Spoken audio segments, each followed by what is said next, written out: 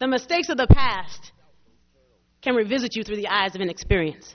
That means that someday you may watch someone you know do something you've already done. Now, it's not always the case, but it's usually someone younger who, surprisingly enough, already knows everything, right? And you can't tell them anything. So the only thing you can do is sit back and watch. When you do, you may find yourself surprised by some of the cruelest games life has played on you. Love has jaded me more times than not, yet I still have mad love to give. I never imagined that bastards would be born to my husband or that my marriage bed would be desecrated by the mindless lies of a wayward dick. I don't blame that first trick or the last tramp. It's an ignorant man who falls into the trap of infidelity and fails to use a Jimmy. Fortune hasn't smiled for me so brightly either.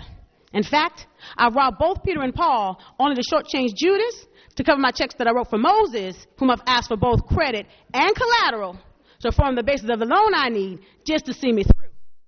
And I still may need to float an IOU to Jesus.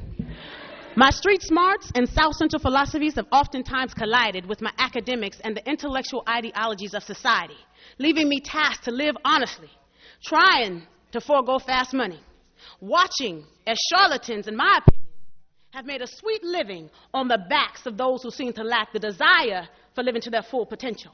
Tone deaf to the exponential bullshit in the rhetoric of the struggle, some of y'all sing that old school credo of keeping it real straight from the hood hymnal. And well, I think you're being hoodwinked. That's right, bamboozled. Caught up in some ghetto fabulous feeling while time is stealing away. And every day I rise, the picture of Bathsheba through Solomon's eyes. Like Cleopatra standing on the banks of Egypt waiting for Caesar to return from Rome. My lifetime homegirl card in my right hand, my corporate attitude in my left. I step firmly in my own direction, the proper and professional ghetto queen I am. I question what it truly means to be down, especially with hardcore homies passing up opportunities in the very name of unity, pissing off Marcus Garvey, misquoting Bob Marley, too caught up in the melodies, blinded by ganja smokescreens to truly understand the message, let alone see themselves as men.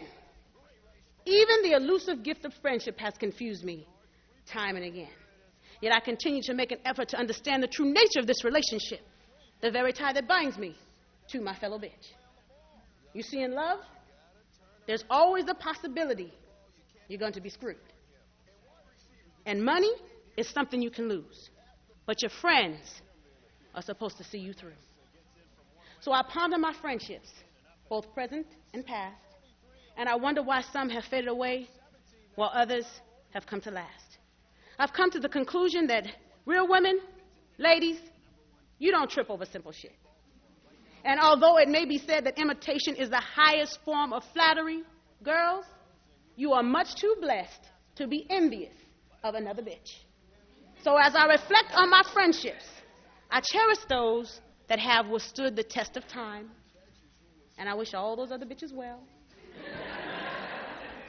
I try not to dwell on my own fast money mentality because it can steal the future from eager hands and impressionable minds of my own children. And in matters of the heart, I've come to realize some things just aren't meant to be. And in this moment, all my years of experience don't really seem to matter very much.